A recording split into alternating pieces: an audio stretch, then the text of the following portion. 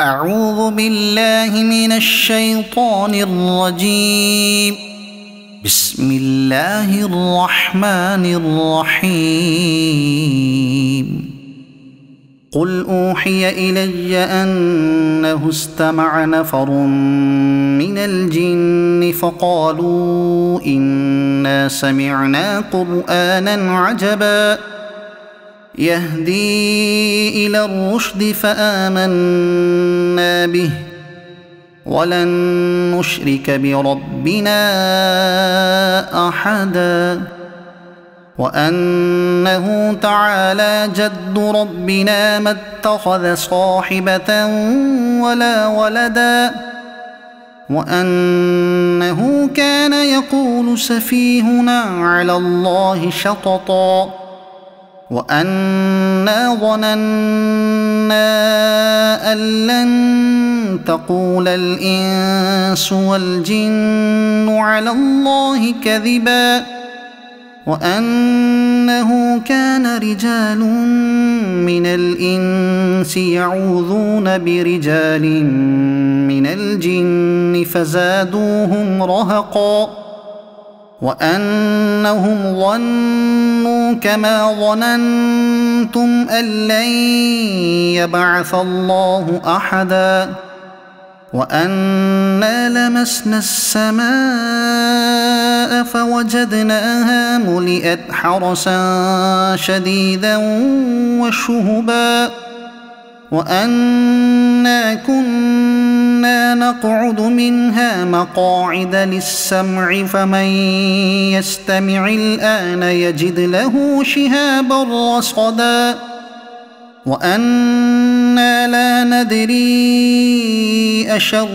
أريد بمن في الأرض أم أراد بهم ربهم رشدا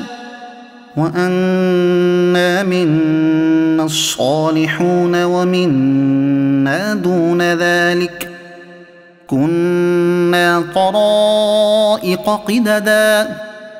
وأنا ظننا أن لن نعجز الله في الأرض ولن نعجزه هربا وأنا لما سمعنا الهدى آمنا به فمن يؤمن بربه فلا يخاف بخسا ولا رهقا وأنا منا المسلمون ومنا القاسطون فمن أسلم فأولئك تحروا رشدا وأما القاسطون فكانوا لجهنم حطبا وأن لو استقاموا على الطريقة لأسقيناهم ماء غدقا لنفتنهم فيه ومن يعرض عن ذكر ربه يسلكه عذابا صعدا وأن المساجد لله فلا تدعوا مع الله أحدا وأنه لما قام عبد الله يدعوه كادوا يكونون عليه لبدا قل إنما أدعو ربي ولا أشرك به أحدا قل إني لا أملك لكم ضرا ولا رشدا قل إني لن يجيرني من الله أحد ولن أجد من دونه ملتحدا إلا بلاغا من الله ورسالاته ومن يعص الله ورسوله فإن له نار جهنم خالدين فيها أبدا حتى حتى إذا رأوا ما يوعدون فسيعلمون من أضعف ناصرا وأقل عددا قل إن أدري أقريب ما توعدون أم يجعل له ربي أمدا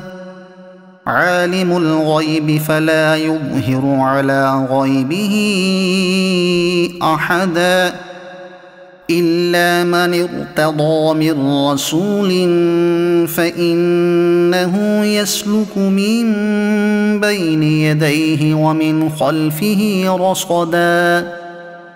ليعلم أن قد أبلغوا رسالات ربهم وأحاط بما لديهم وأحصى كل شيء عددا